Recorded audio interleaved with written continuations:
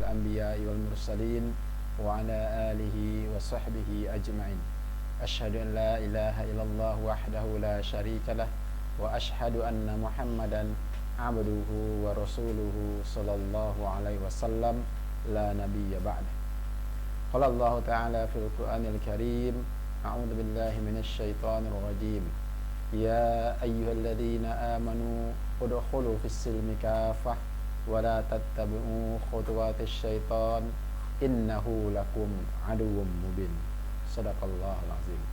رب اشرح لي صدري ويسر لي أمري wahlul 'uqdatam min lisani yafqahu qawli.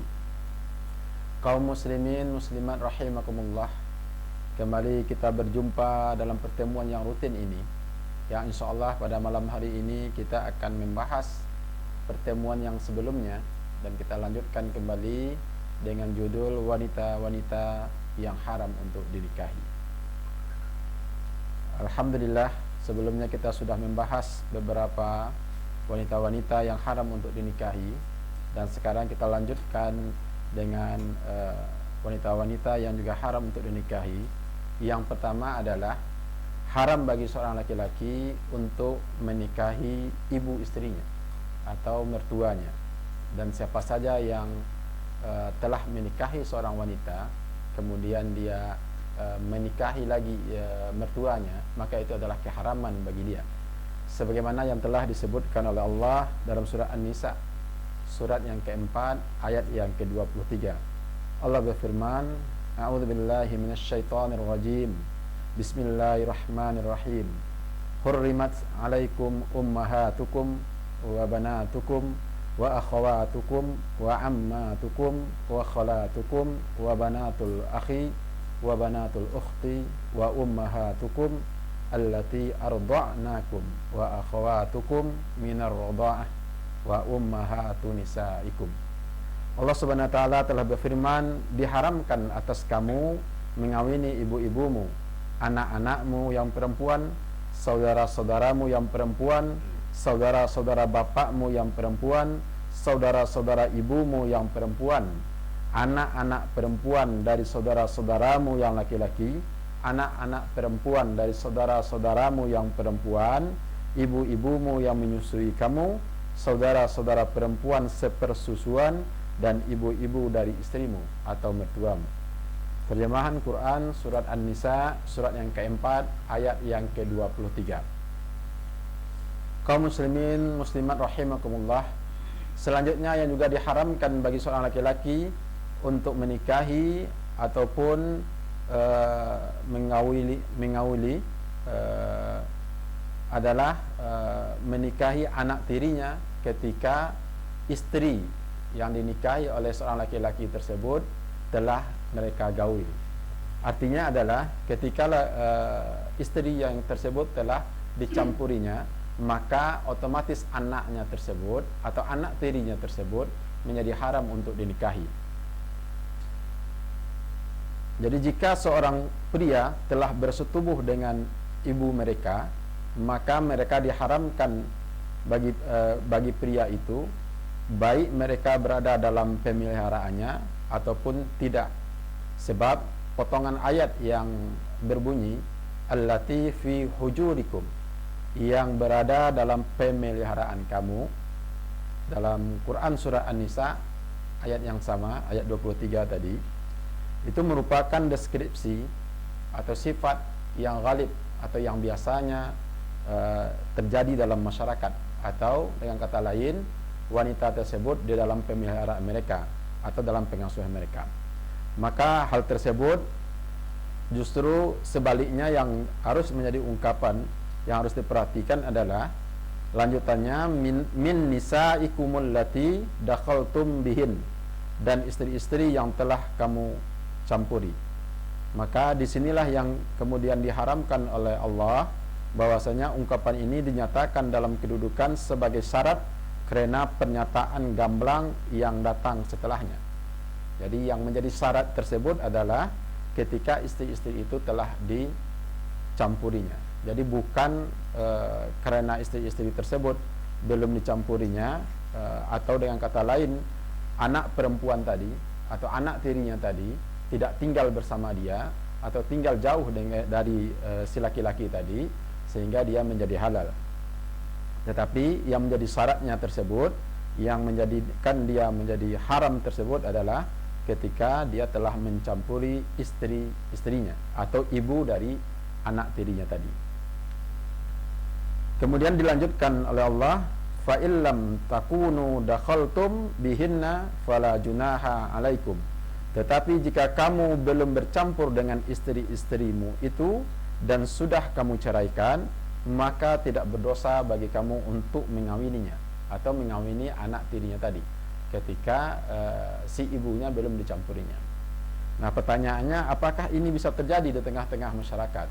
Tentu kita bertanya-tanya demikian. Maka kalau kemudian ayat ini telah diturunkan oleh Allah, pasti itu bisa terjadi di tengah-tengah masyarakat. Kita ambil contoh, umpamanya seorang laki-laki ini dia menyukai anak tirinya, tetapi karena sudah lama berpisah, sudah lama tidak bertemu, sehingga akhirnya mereka putus hubungan, tidak ada komunikasi lagi, tidak tahu lagi dicari kemana, sehingga si laki-laki ini memutuskan untuk menikah lagi dengan perempuan. Nah, kebetulan perempuan yang akan dinikahi oleh laki-laki ini adalah ibu dari anak gadisnya tadi. Ya, ketika mereka kemudian akan melakukan akad nikah dan telah berkumpul semuanya saudara-saudaranya, ternyata dia melihat lagi ada perempuan yang sangat dia cintai dan itu kembali ke wilayahnya, kembali ke tempatnya untuk menyaksikan ibunya menikah, sehingga dia akhirnya tertarik dan kemudian dia memutuskan bahwa dia akan menceraikan ibunya tersebut dan kemudian akan menikahi dengan anak gadisnya tersebut. Nah, inilah yang kemudian mungkin bisa terjadi di tengah-tengah masyarakat, dan itu akan menjadi pelajaran bagi kita semua bahwa hal itu adalah suatu hal yang dibolehkan ketika belum dicampurinya. Tentunya semua akadnya harus ditunaikan, maharnya juga harus ditunaikan. Ketika menikah dengan ibunya, maharnya harus diserahkan dan kemudian diceraikan lagi dan kemudian memilih dengan anaknya, maka itu hal yang wajar atau hal yang dibolehkan. Dan selanjutnya yang diharamkan adalah mengawini menantu perempuannya. Jadi seorang pria haram mengawini istri dari anak laki-lakinya, dan juga diharamkan untuk menikahi dari istri dari cucu laki-lakinya ataupun cucu laki-laki dari anak perempuannya. Maka itu semuanya adalah haram untuk dinikahi, baik yang sudah digauli ataupun yang belum. Artinya ketika cucu laki-lakinya ataupun anak laki-lakinya ini bercerai dengan istrinya, kemudian dinikahi oleh ayahnya, maka itu adalah sebuah hal yang haram dalam pandangan Islam. Nah, selanjutnya yang kemudian juga haram adalah mengawini istri-istri bapaknya, atau dengan kata lain adalah ibu tirinya. Maka seorang pria haram mengawini ibu tirinya, baik hubungannya dekat ataupun jauh, mewarisi ataupun tidak mewarisi, baik karena hubungan nasab ataupun karena hubungan persusuan. Dalam hal ini Imam Nasa'i menuturkan bahwa Bara' bin Azib pernah berkata, ini sebuah hadis yang kemudian diriwayatkan oleh An-Nasa'i dan Al-Hakim. Laki itu khali wa ma'ahu rayatu fakultu aina turid? Qala arsalani Rasulullah sallallahu alaihi wasallam ila rajulin tazawwaja imra'ata abihi min ba'dihi an adriba unuqahu aw aqtulahu. Aku pernah bertemu dengan pamanku dan dia sedang membawa panji. Lalu aku bertanya, hendak pergi ke mana engkau wahai paman? Ia menjawab, Rasulullah sallallahu alaihi wasallam telah mengutusku kepada seorang pria yang telah mengawini istri bapaknya atau ibu tirinya sepeninggalan dari bapaknya, agar aku penggal lehernya atau aku bunuh.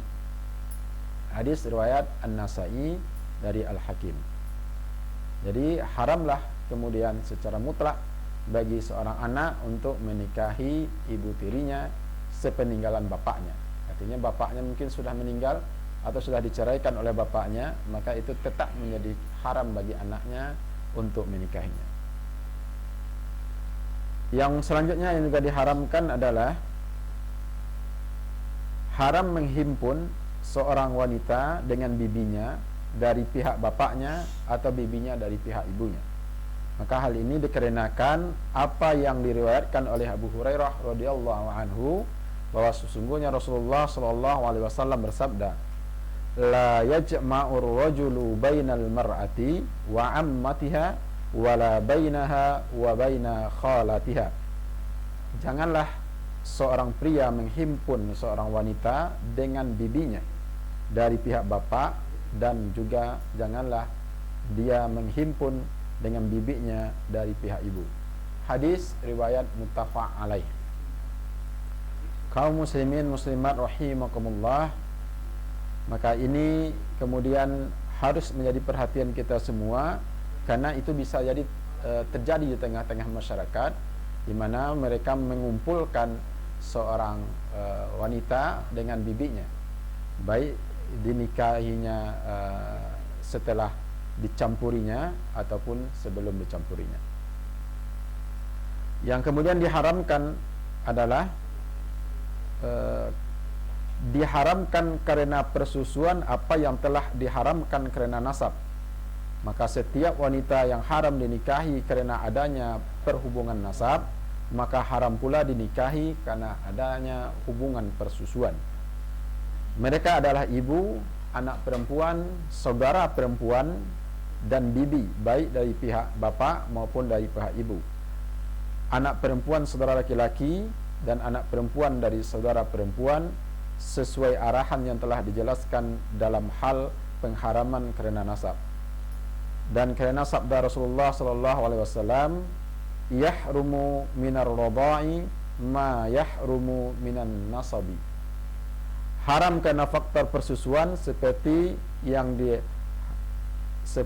diharamkan adalah sama dengan haram karena faktor persusuan seperti yang diharapkan adalah sama dengan apa yang haram karena faktor hubungan nasab. Dan ini hadis ini kemudian dengan hadis riwayat Imam Muslim ini sedikit sama matannya. Ar-radha'atu yuharrimu ma tuharrimul wiladah.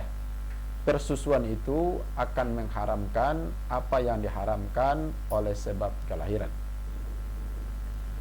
Nah, disinilah yang kemudian diambil sebuah hadis dari Rasulullah Sallallahu Alaihi Wasallam yang bersumber dari Aisyah, sebagaimana Aisyah sebelumnya dia telah turun ayat tentang hijab, sehingga mereka tentunya akan berjarak dengan laki-laki lain atau harus ada izin dari laki-laki untuk menemui mereka. Di sini dikatakan bahwa sesungguhnya maka sungguh beruntung saudara Abu Al-Qais, ia telah meminta izin kepadaku setelah diturunkan ayat mengenai hijab.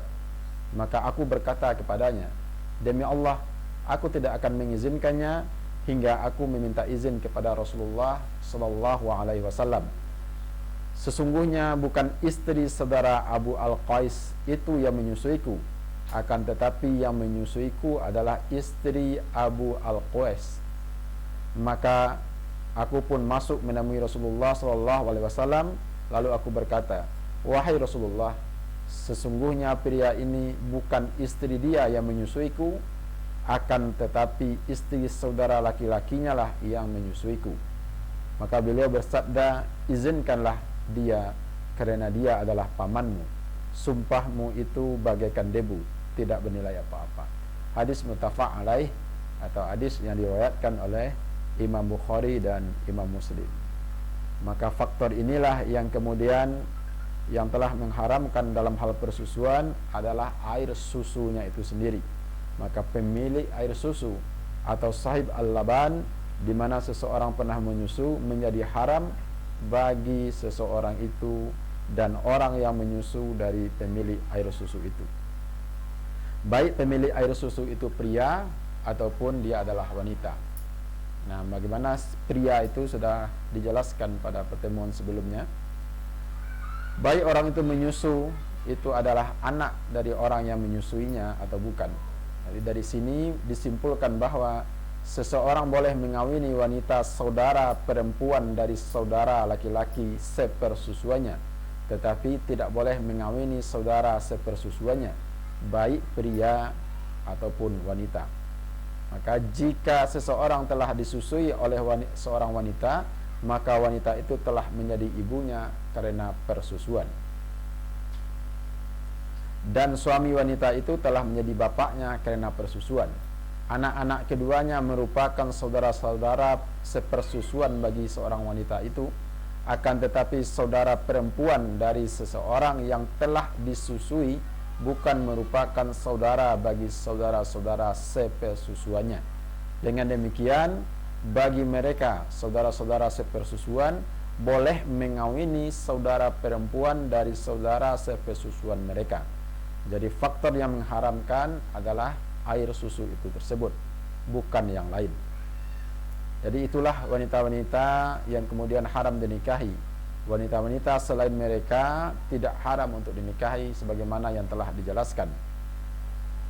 Maka di sini juga dijelaskan oleh Allah dalam surah An-Nisa ayat yang ke-24, A'udzubillahi minasyaitonir rajim wa uhilla lakum ma wara'a dzalikum, dan dihalalkan bagi kamu selain yang demikian. Nah, tentu yang termasuk terkecualikan, yang dihalalkan oleh Allah itu adalah yang telah dijelaskan keharamannya, yaitu wanita-wanita musyrik dan juga wanita yang telah bersuami.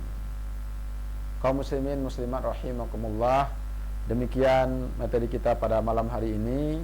Insyaallah bisa kita ambil manfaatnya, dan kita akhiri dengan lafaz hamdalah, alhamdulillahirabbil alamin, dan doa penutup majlis, subhanakallahumma wa bihamdika asyhadu an la ilaha illa anta astaghfiruka wa atubu ilaik. Assalamualaikum warahmatullahi wabarakatuh. Waalaikumsalam.